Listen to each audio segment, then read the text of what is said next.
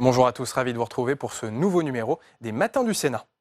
Arnaud Montebourg fait son retour au Sénat. L'ancien ministre de l'économie et du redressement productif de François Hollande est auditionné ce matin par les sénateurs sur la suppression de 1000 emplois dans les usines du groupe General Electric. Il y a 4 ans, Arnaud Montebourg avait qualifié d'erreur majeure la vente de la branche énergie d'Alstom à l'américain General Electric. Ce groupe s'était alors engagé à créer 1000 emplois, engagement qu'il n'a pas respecté. Désormais, Arnaud Montebourg demande à l'État d'annuler cette vente de 2014. Je vous laisse écouter son audition. Nous avons le plaisir de vous accueillir aujourd'hui, Monsieur Montebourg, ancien ministre évidemment de l'économie, du redressement productif, comme l'on disait à ce moment-là, et du numérique, aujourd'hui entrepreneur. Monsieur le ministre, le 24 mars 2014 était promulguée la loi visant à reconquérir l'économie réelle, dite loi Florange.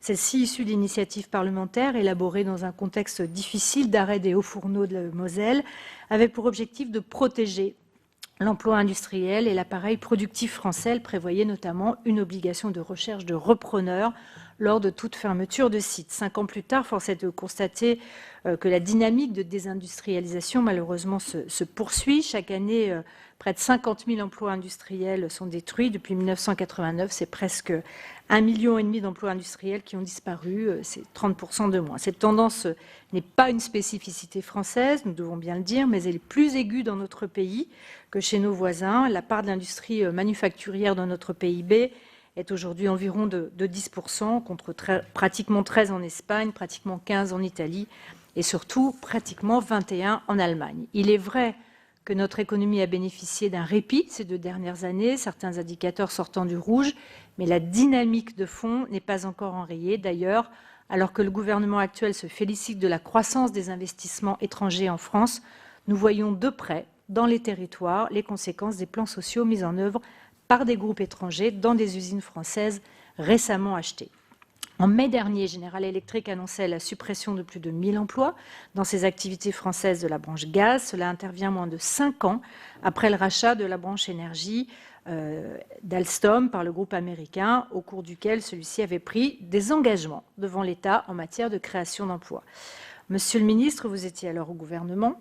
Après avoir évoqué la nationalisation partielle d'Alstom, vous avez finalement avalisé la cession en contrepartie de promesses de General Electric. Peu après, vous quittiez le gouvernement et vous avez récemment déclaré « Cette histoire est une humiliation nationale.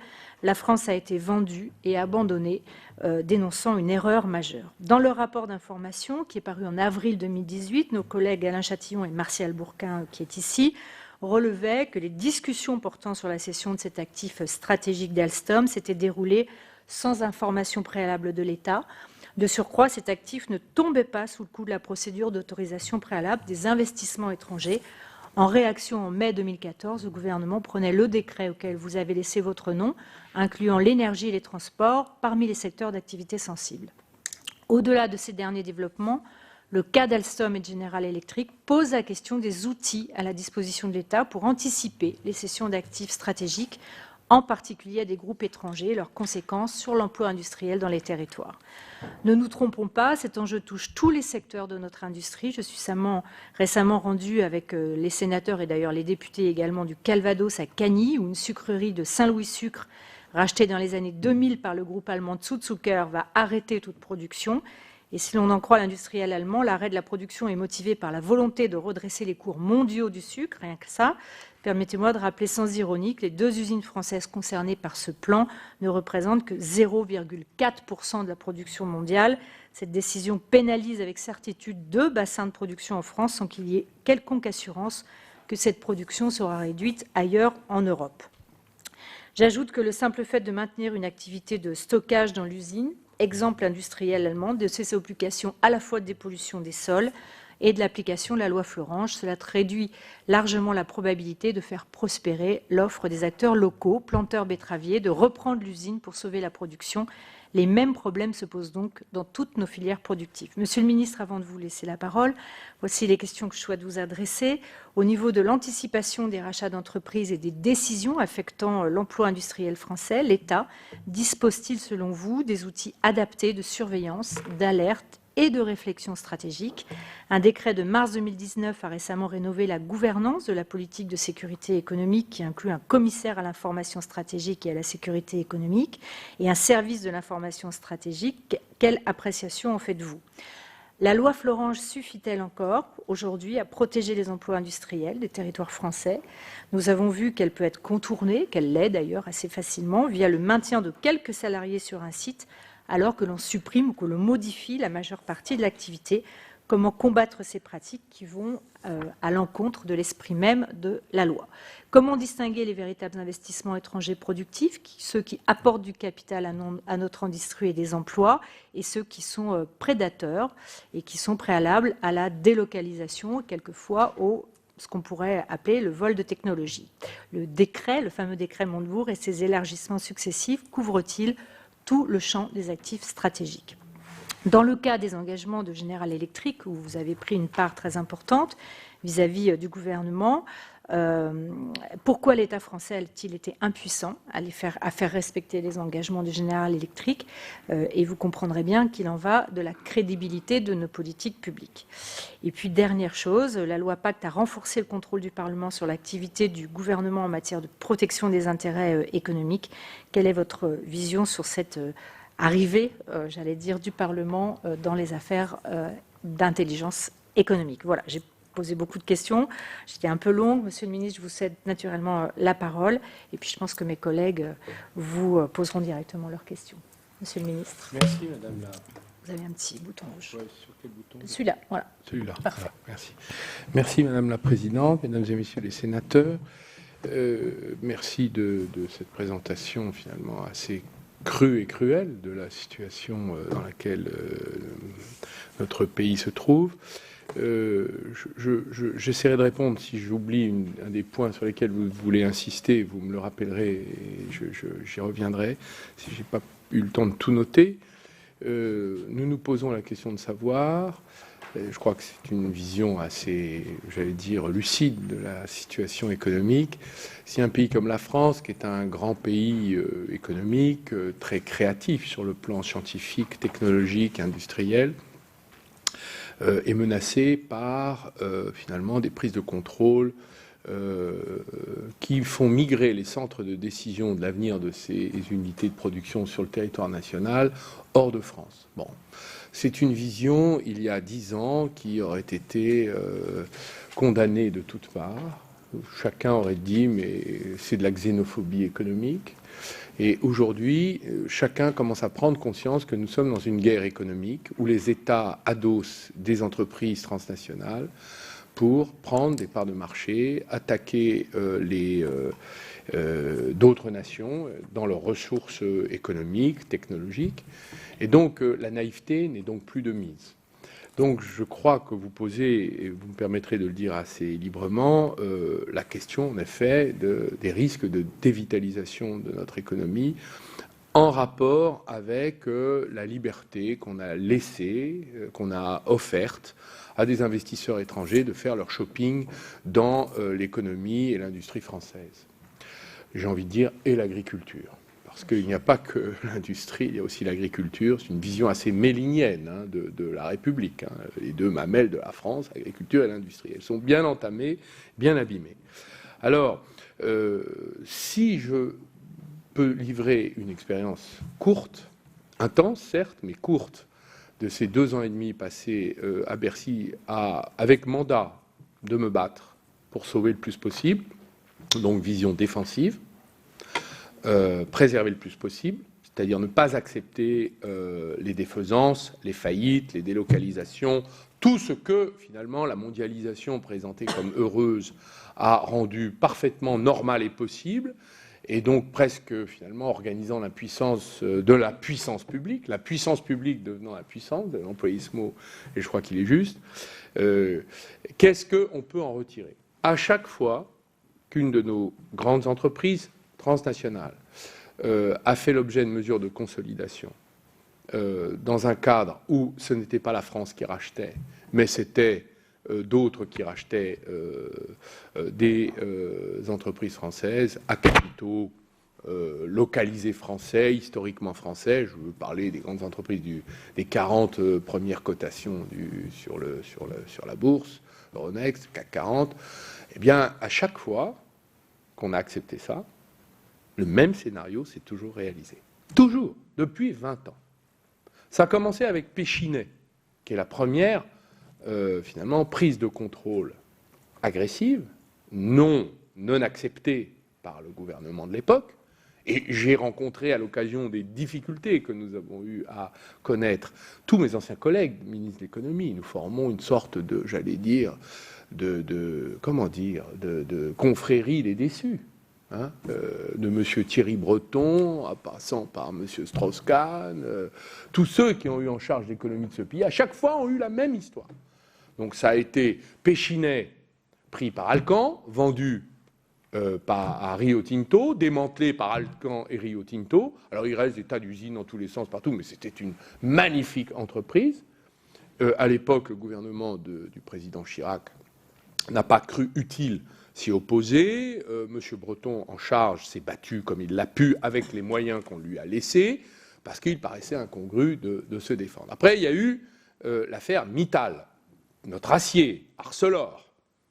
Nous avons connu, sous tous les quinquennats, Chirac, Sarkozy, Hollande et bientôt Macron, les mêmes prises de décision. À partir du moment où vous laissez la prise de décision sortir du territoire national, eh bien, vous avez des intérêts qui ne sont plus ceux de la France. Vous avez des intérêts qui sont ailleurs. Alors, je ne les juge pas. Ce sont des intérêts divergents et différents. Mais vous comprenez déjà, dans une grande entreprise, les intérêts sont déjà françaises, avec un siège social en France, un board français, un capital majoritairement à actionnariat de référence au-delà de 15-20%, le reste, la bourse étant flottante, à peu près avec une sensibilité, j'allais dire, enracinée, on va dire, avec une histoire et une géographie française.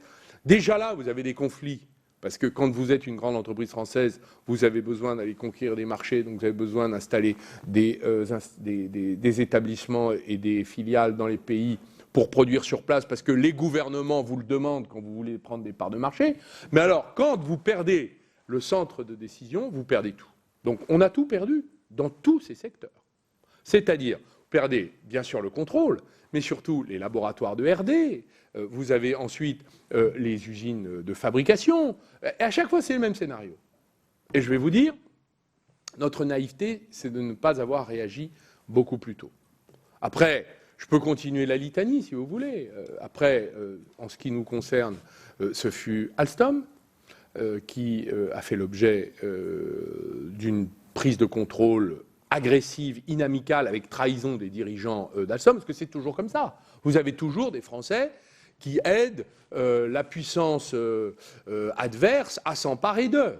C'est toujours comme ça. Donc on peut considérer que c'est ce qui s'est passé sur Alstom.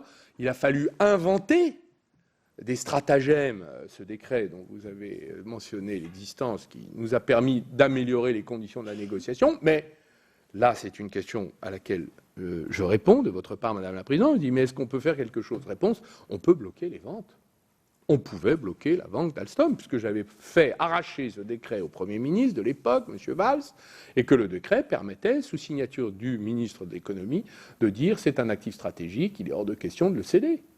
C'était une décision, d'ailleurs j'ai défendu dans l'arbitrage collégial, dans le salon vert de l'Élysée, en présence du président de la République, de son secrétaire général, M. Jouyès, son secrétaire général adjoint, M. Macron, le Premier ministre, je crois qu'il y avait encore le ministre des Finances, M. Sapin, nous étions 5 autour de la table, j'ai défendu le blocage de la vente. La décision a été prise par le président de la République de l'époque, M. Hollande, de ne pas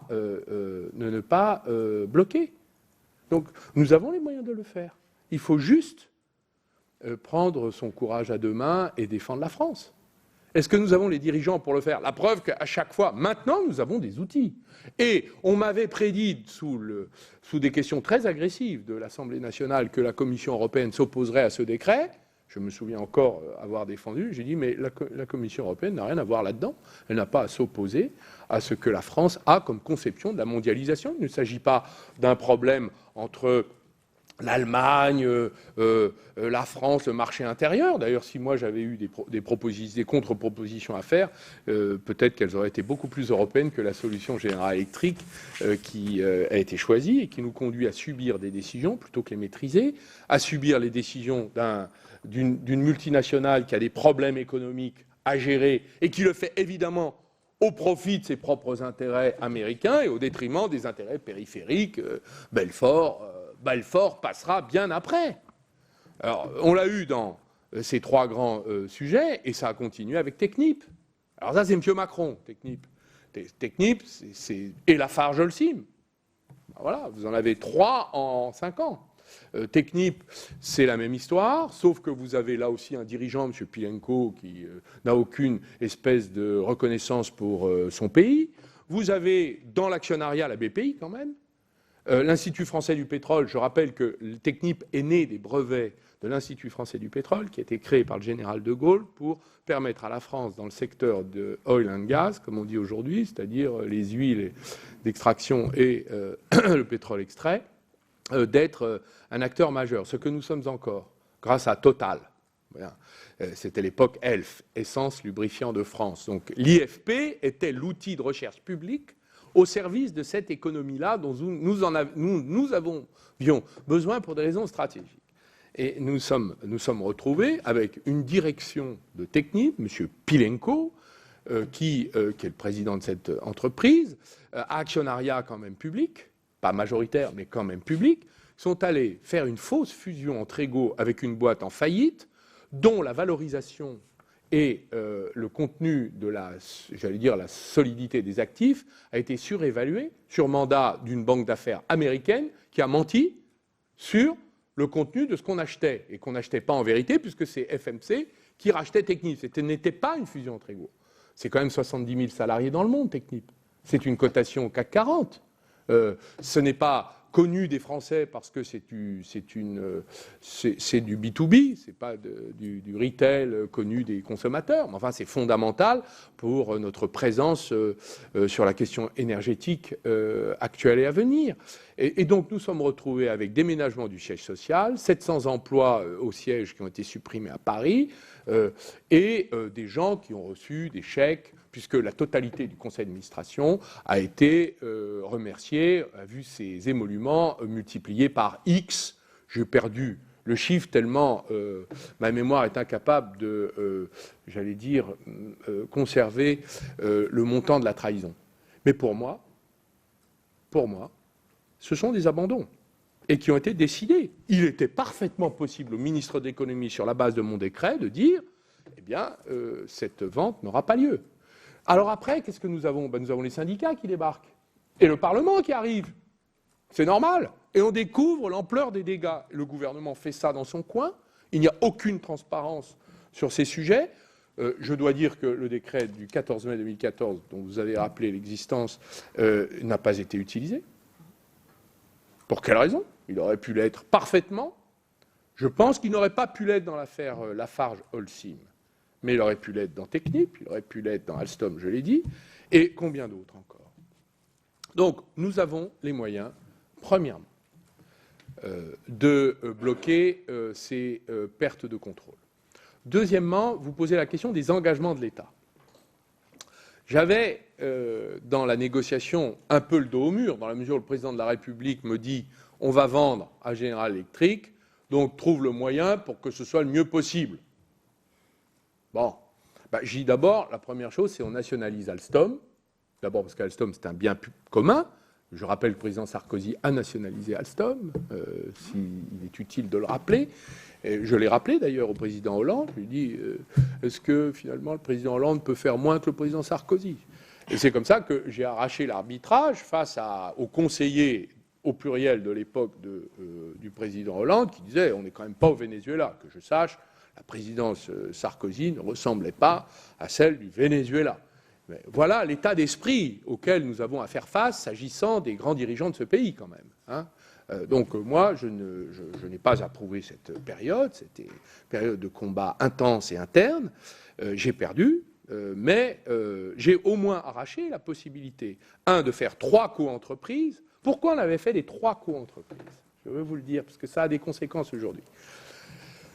J'avais dit, bon, ils veulent vendre à General Electric, très bien. Ils trouvent ça certainement plus sexy qu'un accord avec Siemens. On aurait eu plus de mal à trouver un accord avec Siemens, parce que les Allemands sont en position de force au sein de l'Union européenne, mais au moins, on aurait eu les moyens de contrôler l'affaire. Belfort, l'Allemagne, tout ça, c'est... Et les Allemands ne sont pas des gens qui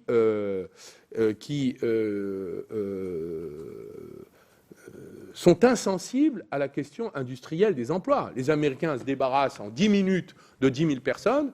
Les Allemands, ils négocient, ils ont des syndicats, ils comprennent ce que c'est qu'un territoire. Bref, nous avons la même culture du capitalisme régnant de part et d'autre du Rhin. Donc, on pouvait au moins s'entendre sur la façon dont on pouvait adapter l'outil industriel. Bien. En tout cas, cette décision n'a pas été prise. Donc, nous sommes retrouvés avec les Américains, qui eux-mêmes sont en situation de force. D'abord parce que ce sont des investisseurs importants sur le territoire national, et nous avions un précédent qui était constructif et positif dans l'alliance que l'ancienne SNECMA avait eue avec General Electric sur les moteurs d'avion, c'est ce qu'on appelle c'est le CFM 56. Ce moteur d'avion a été conçu, construit par General Electric et Safran à 50-50 depuis 45 ans. D'ailleurs, nous sommes allés à Washington, je crois, en 2014 pour célébrer cet anniversaire.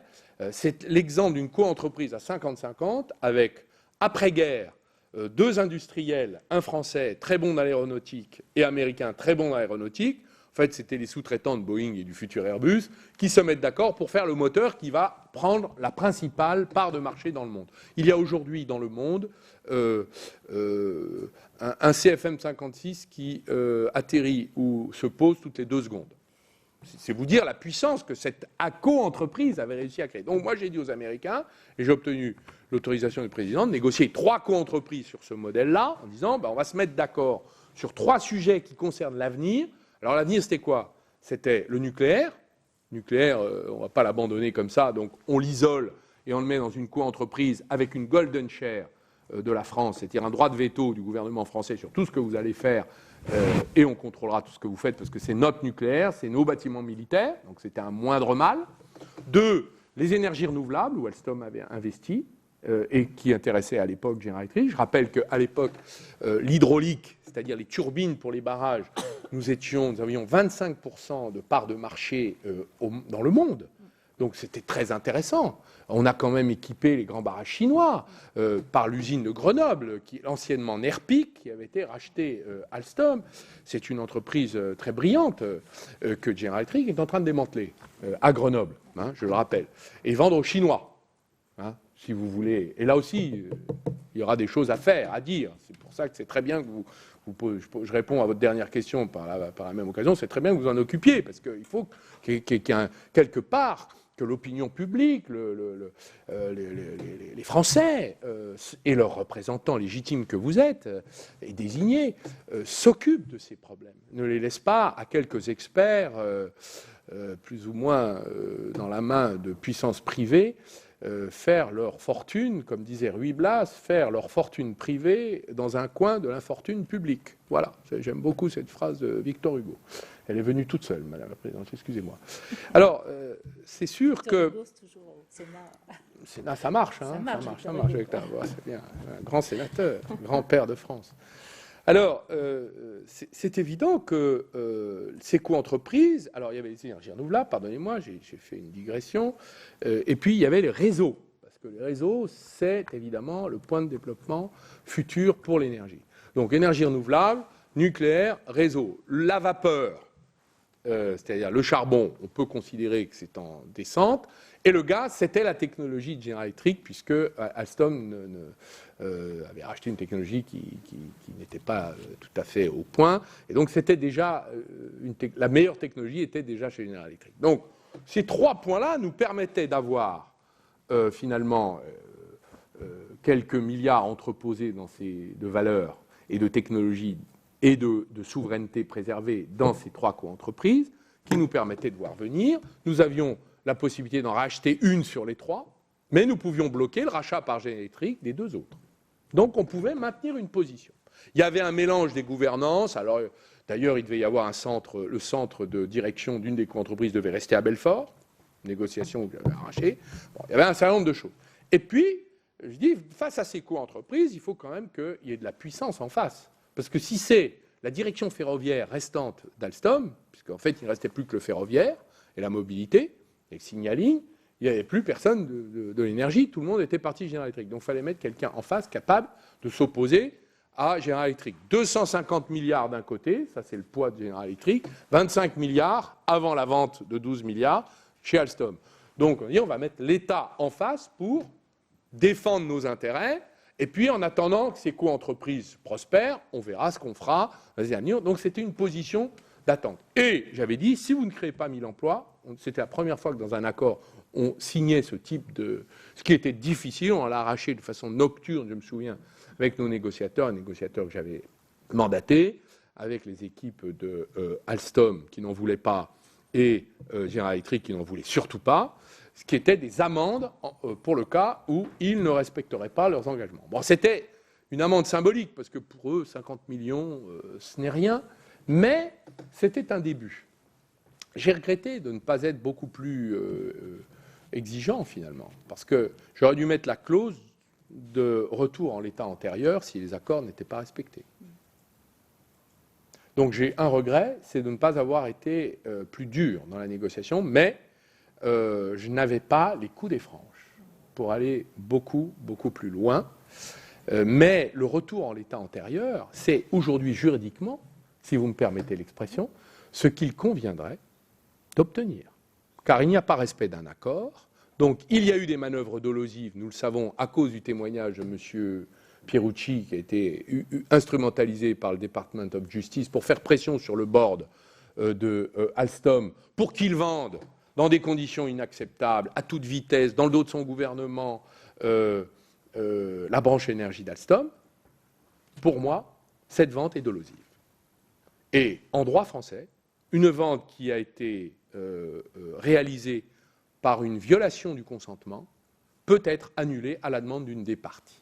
Donc aujourd'hui, l'État français aurait la possibilité, en tout cas je serais ministre de l'économie, je saisirais le tribunal de séant, comme on dit chez les juristes, c'est-à-dire compétent, je pense que ce serait plutôt la Cour d'appel de Paris, pour faire annuler l'accord et rétablir les choses en l'état antérieur.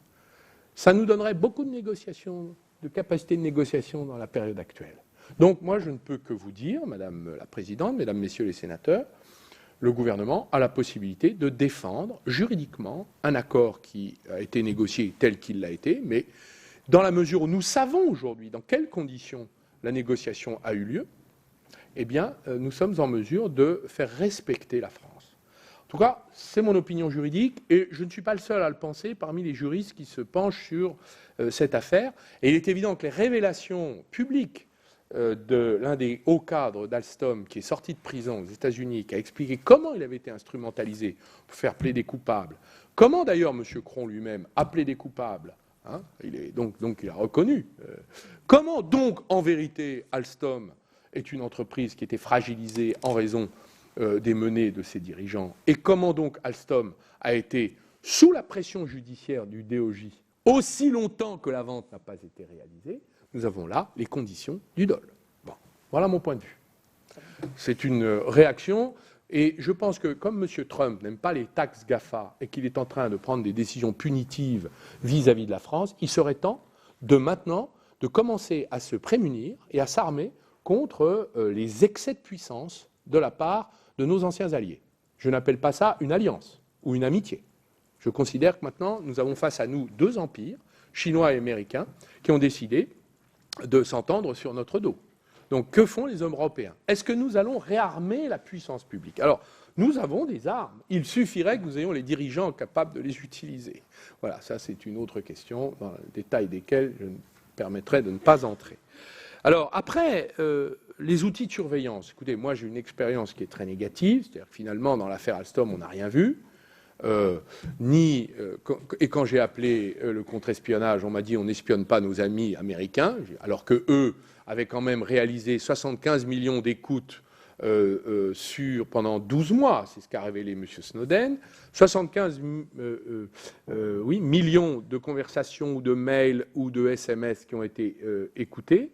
Et lorsque M. Pierucci est arrivé devant la justice américaine, la justice extraterritoriale américaine, il n'y avait pas de préjudice sur le territoire américain, il n'y avait pas de préjudice au détriment des États-Unis ou d'une entreprise américaine, et il n'y avait pas de plaignant. Donc c'était une position extraterritoriale du Department of Justice américain de faire la police du monde sur la corruption sur tous les continents, tous les sujets qui l'intéressent. Et en vérité, ils ont sorti 1 million de mails à charge contre Alstom qui provenaient des écoutes de la NSA. Pourquoi la loi extraterritoriale américaine qui a mis en pouvoir le Department of Justice de pouvoir poursuivre n'importe quelle entreprise européenne, et d'ailleurs vous remarquerez qu'ils ne poursuivent que des entreprises étrangères, jamais ou très rarement des entreprises américaines, et si je regarde la somme des condamnations qui ont abouti contre les entreprises européennes, on n'est pas très loin de plusieurs dizaines de milliards d'amendes, donc ça c'est des substances que les Américains ont décidé de nous prendre. C'est de la substance économique. Il n'y a pas que la BNP, c'est 9 milliards. Vous avez Siemens, vous en avez un paquet d'entreprises allemandes, françaises, et qui ont été condamnées, et d'autres sont encore en cours.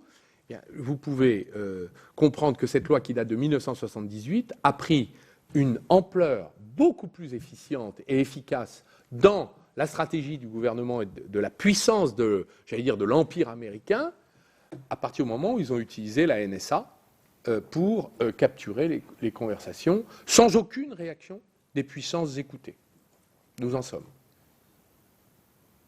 Donc quand vous arrivez, que vous êtes cadre Alstom, N-2, patron des chaudières Monde, et qu'on vous dit, ben voilà, on a 1 million de mails, et que votre avocat américain, commis d'office, vous dit, il faudra 3 ans pour que je les examine, et que vous êtes incarcéré, et qu'on vous dit, vous n'avez qu'une seule chose à faire, c'est plaider coupable, si ce n'est pas une pression, je veux bien être moi-même soumis à la question du DOJ. Voilà. Ça, c'est la réalité de la guerre économique. C'est ce que la France a subi. Donc, c'est une humiliation nationale, en effet, et elle mérite une réparation. Et elle mérite en tout cas que des mesures soient prises pour rétablir nos intérêts. Je ne devrais pas parler trop affectivement, même si l'émotion a parfois traversé mon cœur. Mais ça n'a pas d'importance. Nous ne sommes pas là pour ça. En revanche, les intérêts de notre pays doivent être préservés. Et pour ça, là, il y a des mesures à prendre. Donc on peut parfaitement demander l'annulation de l'accord. Ça ne plaira ni à M. Cron, ni à M. Bouygues. Mais ce n'est pas grave. La France passe avant tout le monde. C'est comme ça. Voilà. Alors, vous m'avez, je crois, questionné sur comment distinguer le prédateur de l'investisseur. Écoutez, on le connaît à l'usage. C'est pourquoi il est utile d'imaginer que maintenant, quand on fera usage du décret, c'est pour ça qu'il faut faire usage du décret, en posant des conditions, comme le fait le CFIUS américain, c'est-à-dire qu'en fait, ce que nous avions imaginé, c'est la réciprocité vis-à-vis du comportement du gouvernement américain, qui peut prendre, sans voie de recours, sur décision du président des États-Unis, des mesures, et ça a été le cas pour une entreprise comme Thales qui a investi aux États-Unis. Ils ont été interdits d'avoir un CIO français. Ils ont eu un board qui était majoritairement composé obligatoirement par des Américains, et toute décision d'investissement devait être approuvée par le board à majorité américaine. Donc en vérité, ils ont accepté l'investissement étranger à condition qu'il soit dirigé par des Américains. Mais je propose qu'on fasse la même chose. Et le décret permet de le faire, c'est-à-dire que vous dites, la plupart des décisions du CFIUS ne sont jamais des interdictions, ce sont seulement des autorisations sous conditions. Par exemple, quand, je crois, il y a eu des investisseurs du Golfe qui ont voulu acheter les ports américains, certains ports américains, il y a eu une interdiction formelle, sécurité nationale. Mais la plupart du temps, ce sont des conditions qui sont fixées par le CFIUS. Donc, il serait utile que nous fixions nous-mêmes des conditions, disant, vous allez prendre tel board, je vais choisir le PDG, j'aurai la majorité du contrôle de ceci, vous n'avez pas le droit de coter en bourse, vous n'avez pas le droit de faire ci, vous n'avez pas le droit de faire ça, et si vous le faites, c'est avec mon autorisation. Vous pouvez faire ça. Mon décret le permet. Et les conditions, et si vous ne respectez pas l'accord, on annule la vente. Et on va devant le tribunal, il n'y a pas besoin de faire des lois, tout ça, nous avons l'appareil juridique. Mais nous n'avons pas l'appareillage politique, ou le dispositif humain. On pourrait dire ça comme ça. Voilà. Je crois que j'ai à peu près répondu à vos questions. Alors, sur le sucre, peut-être un mot, peut-être. Je vous en prie. Puisque c'est tout à fait embarrassant, parce que ça a un rapport avec la loi Florange. Peut-être qu'on pourrait dire un mot, puis je ne vais peut-être pas m'éterniser, vous avez certainement beaucoup de questions. Alors, l'affaire agricole, c'est la fin des quotas. Les quotas permettaient quoi? Des prix et des quantités garanties. À partir du moment où l'Union européenne décide de mettre les paysans européens sur le marché mondial sans protection, donc sans mesure de protection de leurs prix, à partir de ce moment-là, vous avez tout le problème de la conjugaison des questions climatiques qui sont la nature est capricieuse, qui ne produisent pas donc une irrégularité de la production. Donc quand vous êtes en haut de cycle, les prix s'affaissent. Quand vous êtes en bas de cycle, les prix montent.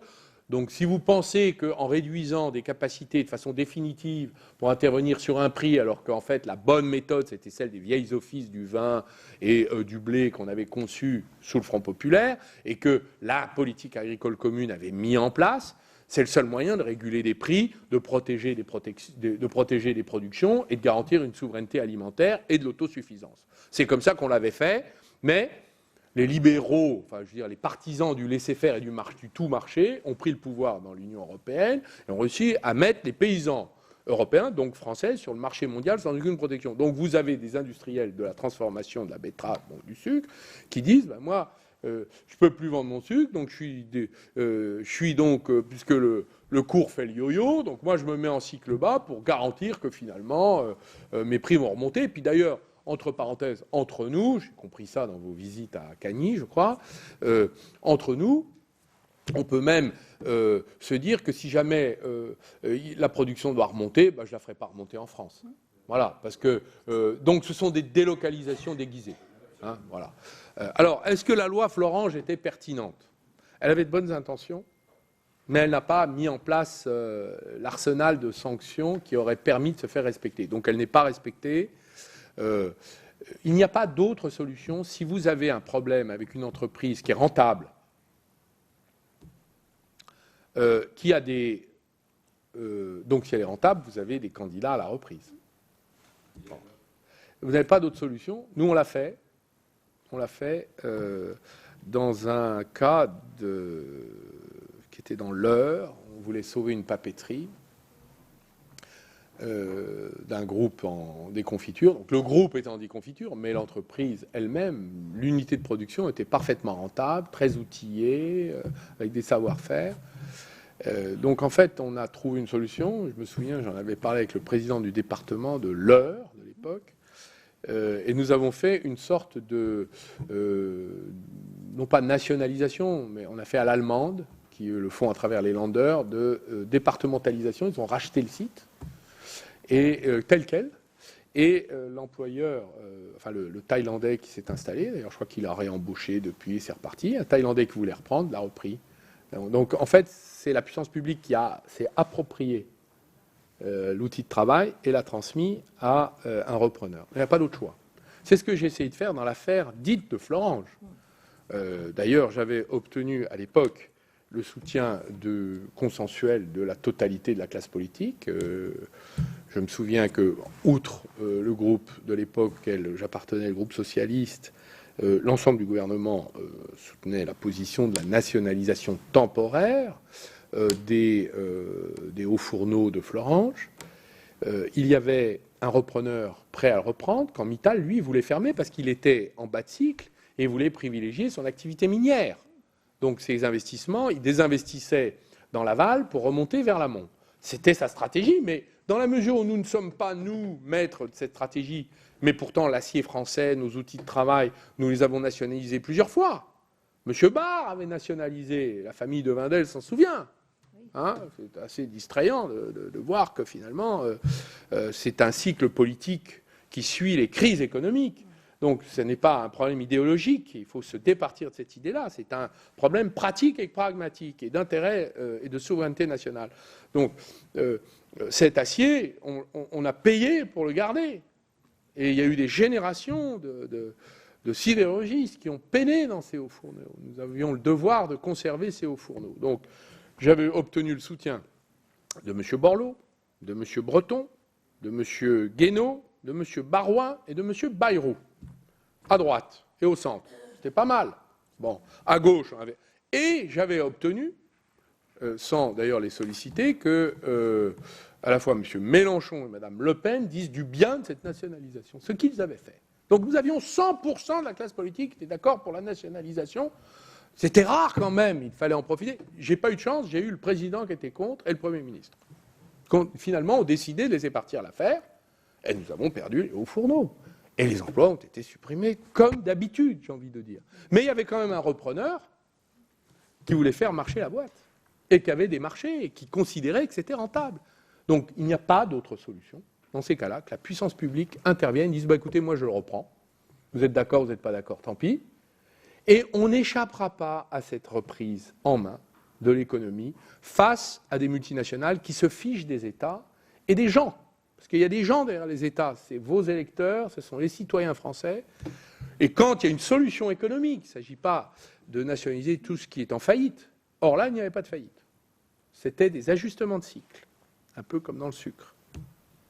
Voilà, je n'ai pas d'autres propositions à vous faire que celle-là, mais moi, ça me plairait de vivre dans un pays où il est possible intelligemment, et de le faire sous le contrôle du Parlement, avec l'intelligence de la situation, dans la discussion consensuelle transpartisane, vous voyez, parce que pour moi, l'outil de travail, il est transpartisan. Ce n'est pas un sujet qui appartient à un parti, à un autre, et nous devrions avoir une sorte de continuité dans la protection de nos intérêts. Voilà. Et malheureusement, ce n'est pas le cas. Je le regrette. Donc je suis très heureux de pouvoir exprimer ces idées et ces propositions devant une assemblée de sénateurs composite. Merci, Monsieur le ministre, de ces propos qui vont droit au but, sans langue de bois, c'est le moins qu'on puisse dire. Et vous avez compris que c'est aussi l'esprit qui nous anime, au-delà de nos appartenances politiques, d'avoir une vision stratégique sur l'état de notre pays, industriel de notre pays. Je vais laisser la parole à notre collègue Martial Bourquin, auteur de ce rapport sur la désindustrialisation et que vous connaissez naturellement bien. Merci Madame la Présidente. Monsieur le Ministre, très heureux de vous entendre et d'entendre une autre conception de la politique concernant les questions industrielles. C'est dramatique ce qui est en train de se passer en France et en Europe. Enfin, en Europe, faisons attention, parce que les Allemands et les Italiens s'en sortent un peu mieux que nous. Et n'hésitent pas, comme vous le disiez, à faire en sorte que l'État prenne des parts pour éviter souvent des départs d'entreprises. J'étais hier soir avec les salariés d'Alstom. On les a reçus ici au Sénat, l'ensemble des groupes. Ils posent plusieurs questions. Est-ce que l'accord signé en 2014 entre GE et l'État français incluait des dispositions concernant l'activité turbine à gaz à Belfort? Et si il y a des dispositions, lesquelles? La deuxième question, Monsieur le Ministre, est-ce que l'État pourrait faire annuler le PSE à Belfort au regard de sa non-conformité avec l'accord signé en novembre 2014? Question extrêmement précise. Vous avez répondu un peu à la troisième question de cette intersyndicale qui, avec la vente de l'osive dont vous avez parlé, est-ce que le non-respect de l'accord pourrait remettre en question la vente de la branche énergie d'Alstom? Vous nous avez dit que ce serait une bataille juridique et je pense que vous avez foncièrement raison. Je m'imagine un seul instant, qu'un Français aille aux États-Unis faire ce que GE a fait. Ben, écoutez, pour le minimum, ce sont des milliards d'amendes et peut-être même la prison. Parce que j'ai vu que ça se faisait. Et pour ceux qui n'ont pas lu le livre de cet homme, il faut le lire. Il faut le lire. Alors voilà, il y a une réforme constitutionnelle qui est en cours. Tout ça, le Parlement voit les trains passer. Est-ce qu'il ne faut pas réarmer le Parlement? Parce que nous faisons des rapports, nous ne sommes pas entendus. lorsque des décisions aussi importantes se prennent, est-ce que les commissions économiques des deux assemblées ne devraient pas être réunies pour qu'elles prennent position sur ces questions? Voilà. Dernière chose, excusez-moi, pour ne pas être trop long, est-ce que le ministre de l'époque, et maintenant le président, n'a pas sa responsabilité personnelle engagée sur ce dossier d'Alstom et de General Electric? Il me semble qu'il a laissé passer les trains. Et il me semble qu'il faut lui demander des comptes. Et s'il y a demain un procès qui s'ouvre, j'ai vu que le député Marlex avait porté plainte, est-ce que sa non-action avec un accord qui avait des clauses qui nous permettaient, est-ce que la responsabilité personnelle d'Emmanuel Macron n'est pas engagée sur ce dossier? Je vais prendre l'ensemble des questions aussi. Je vais demander à M. Bourquin sa deuxième question. Je n'ai pas eu le temps de prendre en note précisément. Alors, est-ce que l'État pourrait faire annuler le PSE à Belfort au regard de sa non-conformité à l'accord signé en novembre 2014? Oui. C'est-à-dire, en quelque sorte, aujourd'hui, la directe, Oui, j'ai compris. la directe du territoire de Belfort dit « nous, on attend les ordres du gouvernement ». À chaque fois qu'il demande, le maire LR de Belfort ne donne pas une salle à J parce qu'ils ne veulent pas de plan social, il y a une union sacrée de l'ensemble des partis de toute la région pour refuser de donner une salle et qu'il n'y ait négociation sur le plan social. On veut négociation sur un projet industriel. Merci Martial. Je vais laisser la parole à Evelyne Renaud-Garabédian et ensuite à Michel Raison. Merci Madame la Présidente. Monsieur le Ministre, j'aurais deux questions à vous poser. L'une qui concerne l'extraterritorialité et l'autre qui concerne la politique industrielle. Je souhaiterais revenir sur l'extraterritorialité du droit américain et qui a pu fragiliser, comme vous l'avez dit tout à l'heure, certaines de nos entreprises, notamment Alstom, et qui a participé à leur cession. Il apparaît que les procédures judiciaires qui sont engagées à l'encontre des groupes étrangers servent les intérêts de grandes entreprises américaines et qui en tirent des avantages économiques substantiels. À l'échelle européenne, peut-on imaginer un outil qui permettrait de lutter contre cet état de fait, par exemple dans le cadre de la négociation de TAFTA? Ma deuxième question donc porte sur la politique industrielle. La liste des secteurs qui sont concernés par le contrôle des investissements étrangers, dont vous avez été à l'origine, a été élargie il y a quelques mois par Bruno Le Maire. La loi Pacte, récemment adoptée, renforce également la protection des intérêts publics lors des investissements dans les entreprises sensibles. Que pensez-vous de ces nouvelles dispositions et surtout considérez-vous que désormais, tout a été fait ou au moins prévu dans les textes au niveau juridique pour protéger notre industrie? Et en amont, l'État dispose-t-il aujourd'hui d'un système de veille, de veille stratégique pour nos entreprises et nos filières qui sont aujourd'hui les plus exposées? Merci. Ensuite, Viviane Artigalas. Merci, Madame la Présidente. Monsieur le ministre, merci pour votre intervention. Je suis rassuré que votre nouveau métier ne vous a pas rendu mielleux, ce que vous n'avez jamais été. Une question assez précise et un peu indiscrète concernant Monsieur Hugues Bellet. Hugues Bellet a eu un beau parcours de fonctionnaire mis en disponibilité. En 2011, il a représenté l'État au sein de Civipol, qui exporte le savoir-faire français en matière de maintien de l'ordre. En 2013, il fait son entrée en politique dans votre cabinet comme conseiller. En 2014 jusqu'en 2016, il est conseiller financement-export de M. Macron, ministre de l'économie. Et en 2017, ce haut fonctionnaire prolonge sa mise en disponibilité en devenant directeur des affaires institutionnelles chez General Electric, c'est-à-dire le lobbyiste de General Electric. Et le voilà enfin propulsé en avril dernier à la tête de General Electric France pour défendre les intérêts de la multinationale. Donc première question, ce monsieur a-t-il participé à l'accord négocié entre vous, le président, ce que vous avez dit tout à l'heure. Et la seconde question, compte tenu de son palmarès évoqué précédemment, se trouve-t-il, selon vous, en situation de prise illégale d'intérêt? Deuxième question concernant il y a eu un rapport préconisant la vente de la branche énergie. Quand a eu lieu ce rapport? Quand avez-vous été au courant de ce rapport? Quelles étaient ses préconisations et qui avait demandé ce rapport? Merci. Voilà des questions qui ne sont pas non plus mielleuses.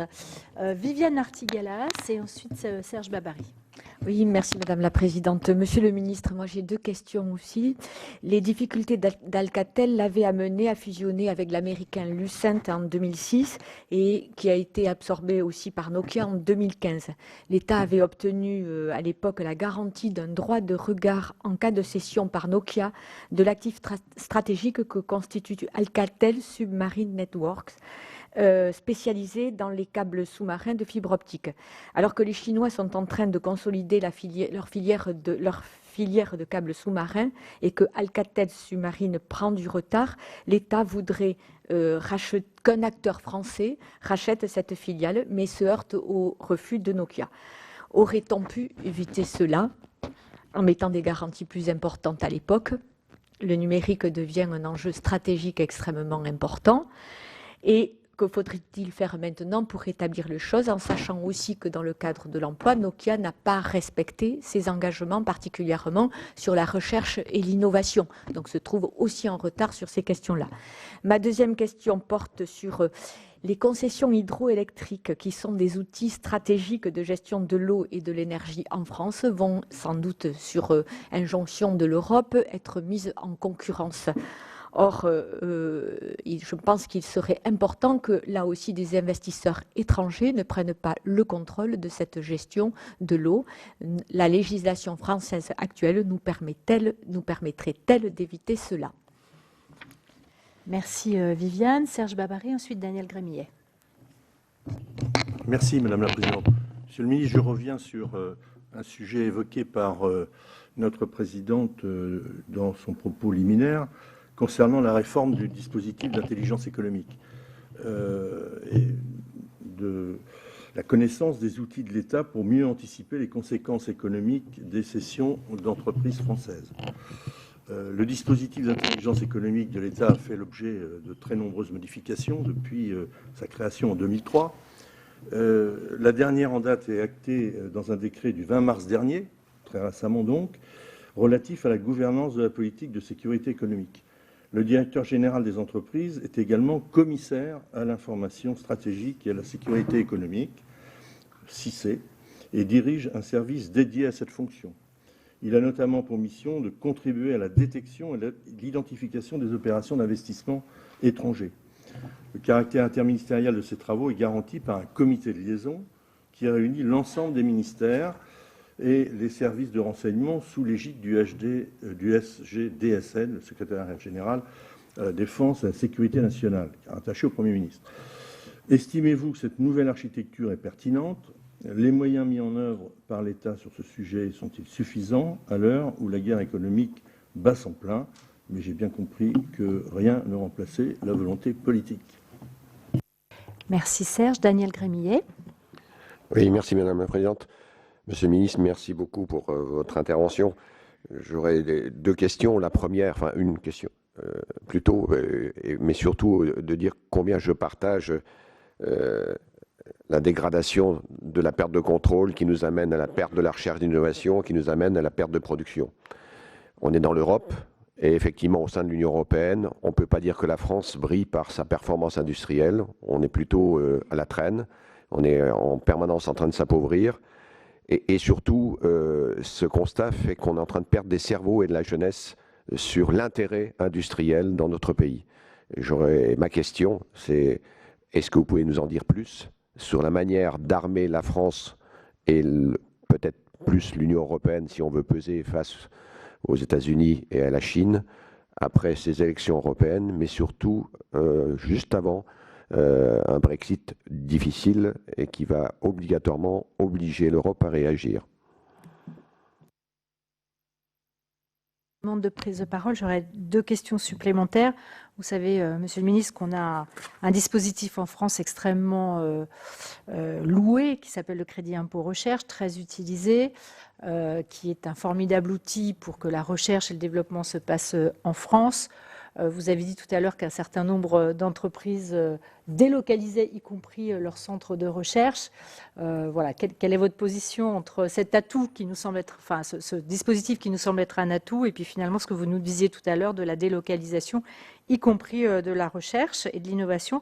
Et puis deuxième petite question qui est un petit peu à côté de notre sujet, mais je profite de votre présence pour vous la poser. Vous savez qu'au Sénat, nous nous sommes opposés à la privatisation d'Aéroports de Paris, pratiquement de façon unanime sur les bancs, certes avec des raisons très différentes, évidemment, entre la France, entre le groupe communiste et le groupe Les Républicains, certains pensant qu'il s'agissait d'un actif stratégique, certains autres, dont j'étais, pensant que nous opposons pas sur le principe de la privatisation, mais sur la médiocrité du cahier des charges. Voilà, j'aurais aimé avoir votre avis également sur ce sujet, puisque nous vous avons, voilà, je me permets de vous poser cette question. Voilà, je vous laisse répondre. Alors, je vais tâcher de répondre le plus précisément possible. Si je ne suis pas précis, vous me rappelez chacun et chacune à l'ordre. Qu'est-ce que nous avions prévu dans l'accord? Je réponds à M. Bourquin. Qu'est-ce que nous avions prévu dans l'accord sur le gaz, hein, qui fait l'objet de... nous avions prévu que pendant 3 ans, il ne pourrait pas toucher... Pendant 3 ans, donc c'était 2015, 3 ans, 2018. Il ne pourrait pas toucher à l'état des implantations et des emplois en France. Donc c'était général, donc ça touchait le gaz. Voilà, puisque ça n'affectait pas, en effet, Alstom. Hein. Mais ça a duré 3 ans. C'est tout ce que nous avions fait. Voilà. Donc, mais c'est ce qui a permis, puisque à l'époque, je me souviens... les syndicats s'alarmaient déjà, puisque c'était une acquisition antérieure de General Electric sur le gaz, les turbines à gaz, s'alarmaient déjà, et donc l'accord a permis de bloquer les choses. Ça a été respecté. Mais nous ne sommes plus en 2018, nous sommes en 2019. L'accord, de ce point de vue-là... Alors peut-être qu'on aurait dû y mettre pendant 5 ans, mais ils auraient attendu 2 ans de plus. Donc le sujet, c'est pas finalement est-ce qu'il faut faire des accords pour geler, parce que les entreprises ont toujours besoin de se restructurer. On ne peut pas non plus les bloquer indéfiniment. Donc moi, je serais partisan qu'on cherche à contrôler nos outils de production et donc de reprendre le contrôle dans un certain nombre de secteurs. Et d'ailleurs, si j'avais une proposition à faire, puisqu'il vaut mieux faire des propositions que de remuer le passé, ce serait qu'aujourd'hui, nous pouvons parfaitement racheter dans la déconfiture générale de GE des morceaux de ce qui a été pris dans l'affaire de la vente de la branche énergie d'Alstom à General Electric. Par exemple, pourquoi aujourd'hui nous ne pourrions pas racheter la branche nucléaire? C'est une question de souveraineté. C'est une unité de production rentable. Elle pèse à peu près 1 milliard de chiffre d'affaires. Elle a une rentabilité d'environ, d'après de mémoire des anciens d'Alstom qui sont passés General Electric et qui nous parlent, et qui le souhaitent, eux. Elle pèse à peu près en résultat 10%. Très bon, hein, pour l'industrie lourde. De toute façon, elle est invendable à d'autres que la France, puisqu'il y a le fameux veto que j'avais négocié qui reste pendant sur toutes les décisions de cette unité. Et surtout, elle concerne les îlots conventionnels des centrales nucléaires, toute la maintenance et le service sur un parc nucléaire très important aux États-Unis, en Russie, et y compris sur les centrales Rosatom, bon, plus les nôtres, les 58 EDF. Nous avons aujourd'hui une disponibilité de General Electric sur ce sujet. Et je crois que des investisseurs privés pourraient parfaitement s'unir à une impulsion d'EDF et de la BPI en minoritaire, qui nous permettrait de reprendre le contrôle. Donc, Madame la Présidente, si vous avez quelque influence auprès du gouvernement, pressez, s'il vous plaît, le Premier ministre, avec qui vous êtes en rapport, de responsabilité politique, le ministre de l'économie, de réunir le tour de table. J'y prêterai bénévolement mes efforts. Le tour de table pour aller capitaliser une société à capitaux publics et privés, à majorité privée. Comme ça, on ne dira pas que c'est l'État. Bon, l'État, heureusement qu'il est là. Hein. Bon. Et nous pourrions reprendre le nucléaire français sur nos bâtiments militaires, sur le parc nucléaire. Et je suis sûr qu'on trouverait beaucoup d'investisseurs qui sont intéressés à la technologie française pour qu'elle revienne dans le giron français. C'est une proposition que je fais. Je l'ai déjà faite devant les syndicats belfortins. Je le refais devant le Sénat. Est-ce que l'État, deuxième question de M. Bourquin, est-ce que l'État peut aujourd'hui faire juger le PSE non conforme? Réponse, oui. L'État est parti à son. Réponse, oui. Il le peut. Et en tout cas, il a les moyens de négocier quelque chose avec General Electric. Bon. Les turbines à gaz sont en bas de cycle, mais ça va remonter. Donc il faut maintenir l'outil industriel. Donc dans ce cadre-là, la négociation, elle doit être qu'est-ce que nous préservons comme outil industriel s'agissant des installations belfortaines. Enfin, sur la question de la responsabilité du Parlement, le Parlement arrive quand les décisions ont été prises, c'est un contrôle a posteriori nécessaire. Vous devriez imaginer des commissions d'enquête sur le sujet, j'allais dire quasi permanentes, les missions permanentes d'enquête, de contrôle. Vous avez le pouvoir de le faire. Moi, j'ai fait une mission quand j'étais jeune parlementaire, il y a 20 ans, sur les paradis fiscaux. Ça a été la mission la plus longue de la Ve République. Elle a duré 2 ans et demi.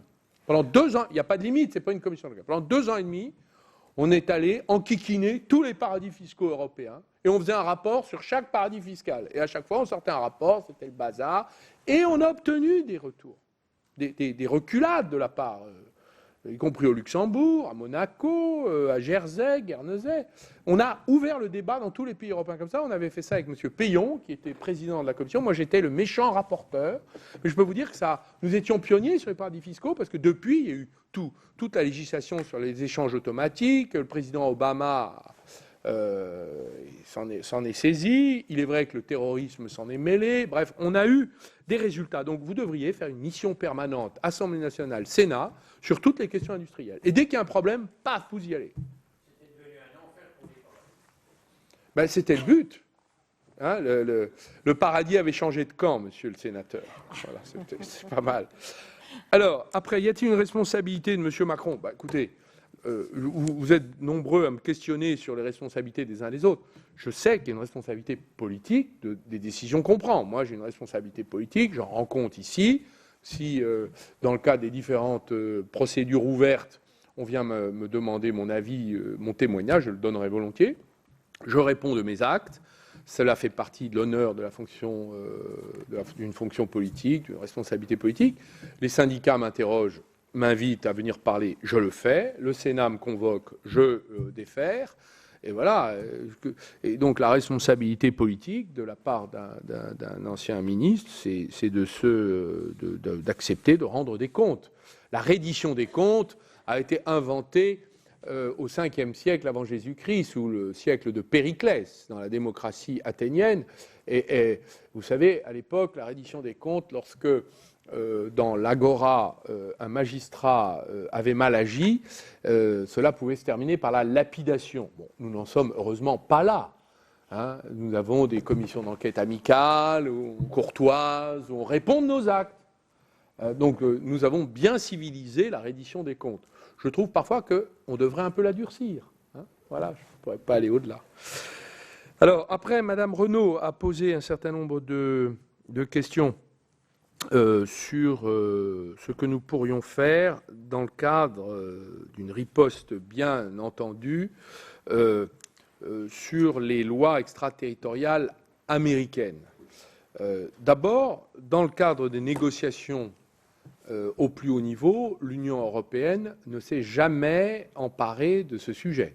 Sur l'antidumping, puisque vous savez que les procédures de défense antidumping relèvent du dialogue commission-conseil et qu'il n'y a pas de majorité au Conseil pour faire prévaloir même les propositions les plus audacieuses de la Commission, quand il faut passer de 16% de droits de douane anti-dumping sur de l'acier spécial chinois à 30%, c'est-à-dire rien.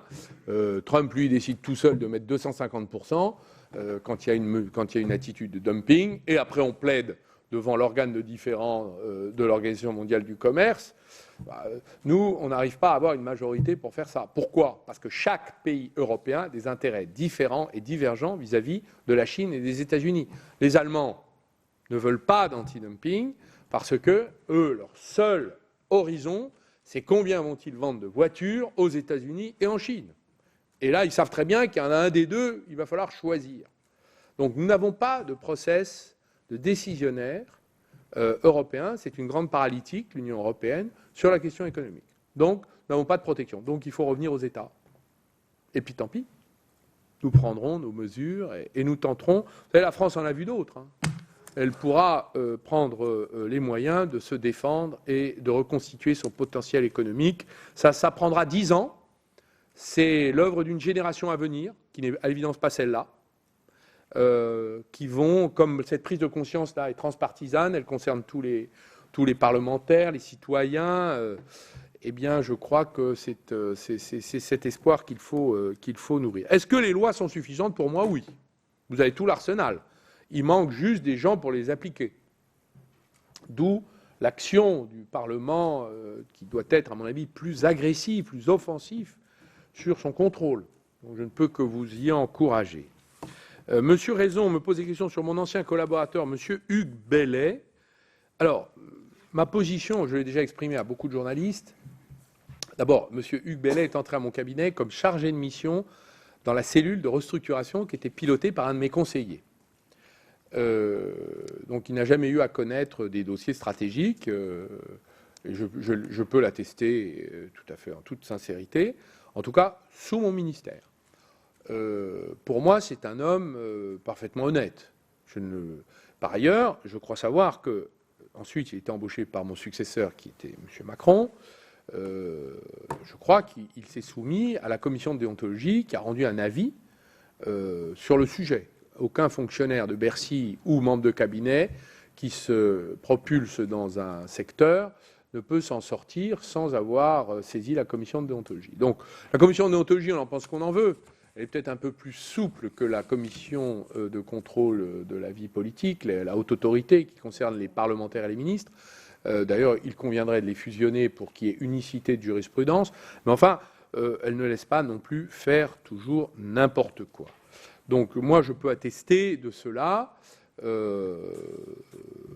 Après, M. Bellet, il mène sa carrière comme il l'entend, mais je dirais plutôt qu'il a respecté les procédures, à mon sens. Alors, ça ne fait pas de lui le saint qu'on voudrait voir en lui, ou, à l'inverse, on ne peut pas considérer que la politique qu'il mène au nom de General Electric est enviable. Voilà, je ne peux pas... Distinguons les personnes des décisions. Je pense que ce n'est pas si mal. Alors, il y a eu un rapport sur la vente d'Alstom, puisque pendant... c'était votre question, Monsieur Raison. Puisque pendant l'année 2013, je n'ai cessé d'avoir des relations de travail avec M. Cron, le patron d'Alstom, qui passait sa vie dans mon bureau à venir me demander de faire pression sur la SNCF pour vendre des TGV, ce que je faisais bien volontiers, qui passait son temps à me demander d'intervenir auprès de tel ou tel chef d'État pour vendre ses centrales, ce que je faisais bien volontiers. Cela faisait partie de ma mission, de mon travail, de défendre la France à l'étranger, de défendre les entreprises en rapport avec la commande publique, puisque je considère que la commande publique est mal orientée dans notre pays. Donc tout ça, je trouvais ça tout à fait normal. Mais je posais toujours la même question à monsieur Cron, sachant que M. Bouygues et l'actionnariat qui avait remplacé l'État en 2003 à la demande de la Commission européenne voulaient sortir, parce qu'il avait d'autres problèmes liés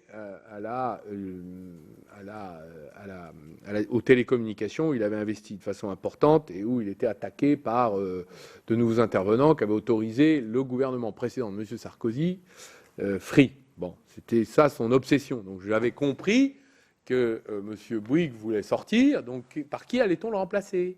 Quelle était la stratégie d'actionnariat futur d'Alstom?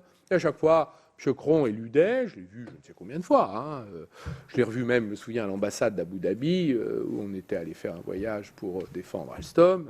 On s'était vu dans un aparté dans l'appartement de l'ambassadeur, la résidence de notre ambassadeur, M. Azouaou, et je me souviens qu'il avait dit, tête à tête, il m'avait dit, il n'y a aucun problème, on va s'en occuper et je vous tiendrai au courant.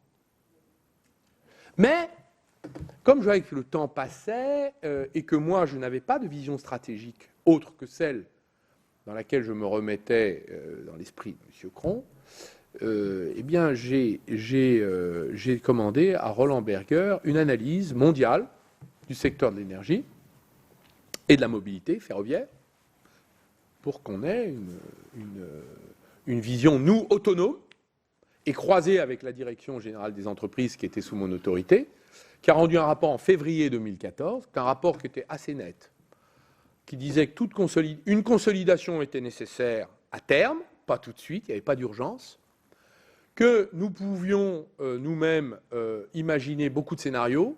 Alors le scénario General Electric était envisagé, c'était des dégâts considérables, donc on le savait.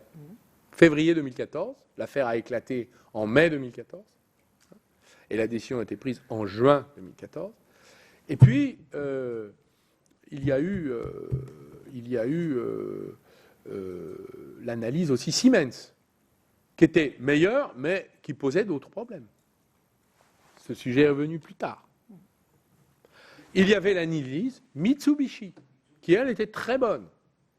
C'est d'ailleurs pour ça que j'ai pris contact avec Mitsubishi dans la tempête. Voilà.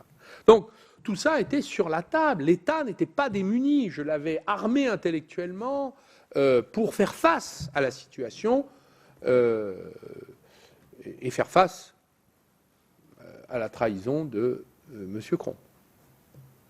Voilà. Je considère que M. Cron a trahi son pays. Il y a quand même des limites à vendre en pièces détachées une entreprise qui est un des biens presque communs de notre pays pour se protéger personnellement et s'éviter la prison à raison des actes condamnables reconnus par la justice américaine contre Alstom. Voilà l'histoire. C'est une histoire très grave de trahison des élites. Alors ensuite, donc j'ai répondu, Monsieur Raison, à votre question. Madame Artigalas me pose la question sur l'affaire Nokia-Alcatel. Là encore, l'histoire est malheureusement c'est une de celles peut-être dans laquelle nous aurions pu faire autrement. Je me souviens du président d'Alcatel qui est venu me voir pour me demander d'interdire Huawei. Je dis c'est une très bonne idée. Et en contrepartie, vous ne faites pas de plan social, vous continuez à investir, vous ne vendez pas. Je dis d'accord. Je n'ai jamais pu obtenir l'interdiction de Huawei. C'est finalement le président Trump qui l'a fait.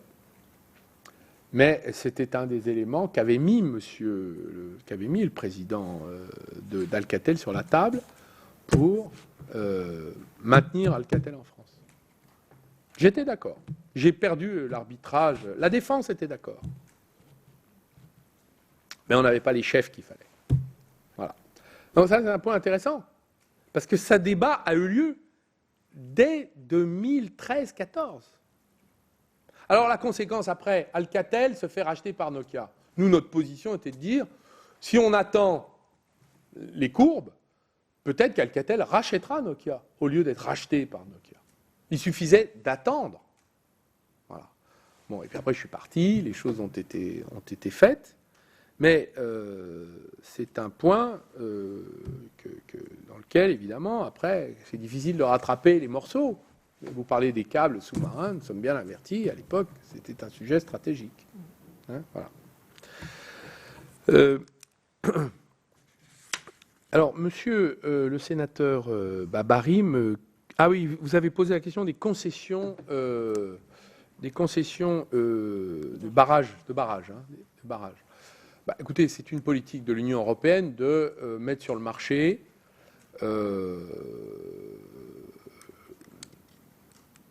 les outils de production électrique. Bon,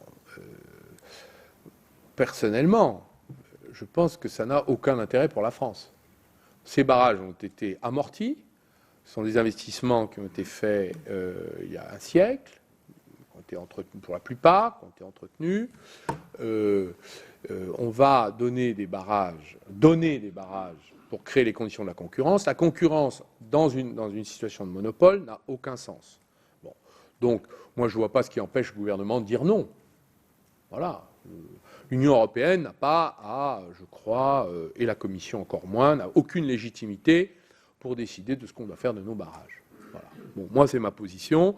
Et d'ailleurs, un président de la République qui dirait à l'Union européenne, écoutez, occupez-vous d'autre chose et laissez-nous tranquilles, je peux vous dire que ça se passerait comme ça. Hein. Donc ça, c'est comme ça que ça marche avec l'Union européenne. Donc s'ils veulent privatiser nos barrages, qu'ils le fassent en nous. Mais nos barrages, c'est nos barrages. C'est un bien public, c'est un bien commun, nous n'avons pas à privatiser la concession de barrages. Alors, monsieur le sénateur Babary me pose la question de l'état de l'architecture. Écoutez, moi, je n'ai pas d'analyse sur les réformes qui ont eu lieu. Ça m'est très difficile d'ailleurs de m'y plonger parce que c'est assez complexe. Je vois que vous avez bien situé la question. Moi, je crois que ce qui compte, c'est la volonté de faire. Après, vous pouvez faire des tas de comités, Théodule, des réunions interministérielles. Plus il y a de monde, moins ça se passe. Ah, ça, c'est la loi du genre. C'est la loi de l'entropie, vous savez. C'est la loi de l'entropie qu'on arrive à caractériser dans les bureaucraties. Plus il y a de monde responsable, moins il y a de responsables, donc moins il y a de réalisation. Donc là, il y a beaucoup de monde dans tout ça. Hein. Donc, je dois vous dire, je ne suis pas du tout convaincu, mais laissons une chance à ce dispositif de réveiller nos intérêts. Monsieur Grémillet, sénateur, a posé la question du réarmement de l'Union européenne. Ben, j'ai un peu répondu en vous disant que l'Union européenne ne sait pas prendre de décision et est profondément divisée dans la guerre économique mondiale. Donc, vous n'aurez pas d'autre solution pour nous défendre, non pas d'attendre, comme Godot, que l'Union européenne veuille bien nous défendre, mais nous n'aurons pas d'autre solution que d'avoir des stratégies nationales en attendant d'eux. Exemple, taxe GAFA. Pareil. Il va falloir prendre notre courage à deux mains, affronter le monde, seul, pas passer notre vie à dire que l'Union européenne nous protège, elle ne nous protège pas, elle nous met à nu face à l'adversité. C'est le cas dans l'agriculture, c'est le cas de l'industrie. Les chevaux de Troie sont multiples grâce à l'Union européenne. Au lieu de nous protéger, elle nous empêche de nous organiser. Donc moi, je n'ai pas du tout la croyance que l'Union européenne pourrait nous protéger. Ça, c'est une fable qui a été racontée pour entretenir une fausse religion.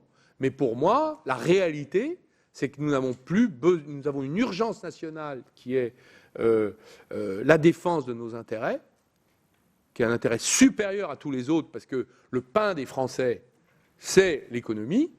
Hein, les fins de mois des Français, c'est l'économie. Et la puissance de la France, c'est l'économie. Donc si on ne s'en occupe pas, qu'on attend que l'Union européenne veuille bien ceci, veuille bien cela, mais écoutez, je vous donne rendez-vous dans 10 ans et on sera à 5%, là où nous sommes encore à 10%. Voilà. Donc je n'y crois pas. Alors maintenant, si on veut bien m'en convaincre, peut-être, mais je n'ai pas l'expérience de quelque chose qui pourrait m'en convaincre. J'en suis désolé, et comme je parle à titre purement personnel et tout à fait librement, je vous donne mon sentiment, puisque vous avez eu la gentillesse et m'avez fait honneur de me le demander. Alors, sur le CIR, je suis un partisan déclaré du CIR, qui est une arme anti-délocalisation. Mais, néanmoins, nous avons quelques cas. Donc il faut défendre le crédit impôt recherche, c'est ce qui nous reste quand même en termes scientifiques. Si le secteur numérique est si puissant, c'est parce qu'on a ça. Il faudrait peut-être modérer l'administration fiscale qui passe sa vie, dès qu'il y a un CIR, à organiser immédiatement le contrôle, surtout sur les PME qui ne peuvent pas se défendre. Ça, si vous pouvez regarder ce point, parce que les PME n'ont pas des moyens considérables en batterie, arsenaux de juristes, parce que dès que vous avez le CIR, il vous est octroyé, puis après vous avez un contrôle fiscal. C'est automatique. Est-ce qu'on ne pourrait pas faire le contrôle fiscal avant, l'octroyer? On gagnerait du temps, ça éviterait des moments difficiles pour les entreprises. Voilà. Alors après, vous me posez la question de la privatisation d'Aéroports de Paris. Moi, je suis opposé à toute forme de privatisation de monopole. Un monopole public est sous le contrôle du Parlement. Un monopole privé n'est sous le contrôle de personne. Et donc, comme c'est un monopole, quel est le contre-pouvoir qui s'applique? Aucun, s'il est privé. S'il est public, si vous aviez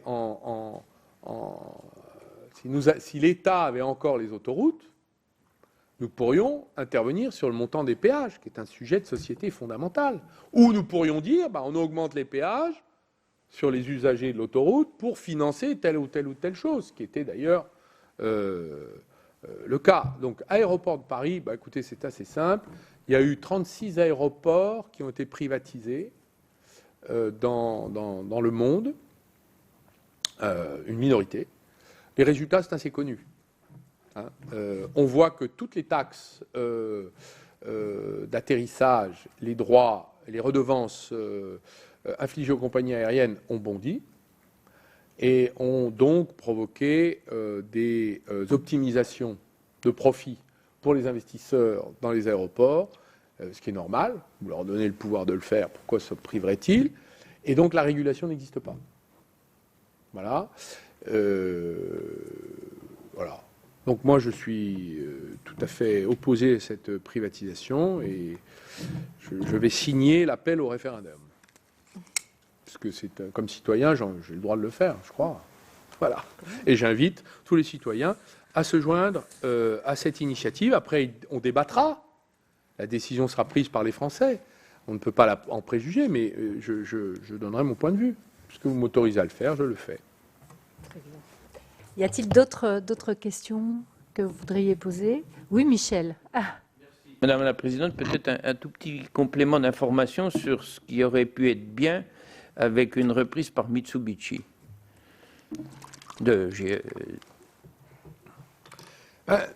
Mitsubishi, c'est un conglomérat japonais, comme il y a le conglomérat allemand Siemens, conglomérat General Electric. Nous avions des conglomérats. C'était la Compagnie Générale d'Électricité, où il y avait Thomson, Alstom, il y avait tout ça, Technicolor. C'était un énorme conglomérat que nous avons démantelé, en coupant, en disant il faut se concentrer sur le cœur de métier. Pas du tout. Les conglomérats ont survécu dans la crise. Les entreprises qui se sont concentrées sur leur cœur de métier, elles ont disparu ou ont été rachetées. Donc c'est une leçon pour l'avenir. Donc il faut construire en France des conglomérats. Nous devons, c'est-à-dire avoir 10 métiers dans une seule entreprise. C'est plus difficile à gérer. Mais il faut y penser pour l'avenir. Et donc nous devrons imaginer par exemple que Saint-Gobain puisse racheter Lafarge. Et là, nous avions un conglomérat BTP, et là, on n'aurait pas eu Holcim. Il fallait imaginer que Thales reprenne Alstom. Et là, ferroviaire, puisqu'ils sont très bons dans le signaling. Et là, nous aurions un conglomérat. Ça, c'est des propositions que je fais. Alors, Mitsubishi, qui est un conglomérat, a des marchés différents d'Alstom. Et puis, il y a une entente culturelle entre la France et le Japon, qu'on a expérimenté dans Renault-Nissan, malgré les derniers événements. C'est quand même des années de coopération. Et donc, je crois que ça aurait été une bonne idée. Est-ce que c'était possible? J'ai rencontré le président de Mitsubishi, qui était tout à fait favorable à commencer la discussion. Je l'ai rencontré. Il est venu. À mon téléphone, en direct. Nous étions en direct. Bon, voilà.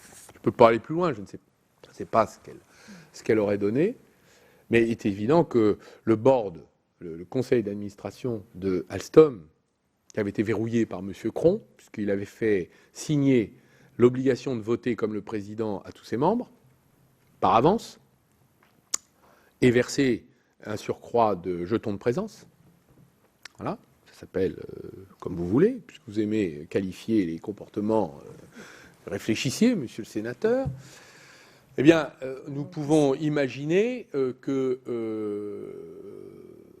toute autre solution que General Electric a été rejetée par le conseil d'administration d'Alstom, donc Mitsubishi comme le reste. Mais je reste convaincu, historiquement, que c'eût été une idée intéressante, et c'était dans le rapport à Lamberger.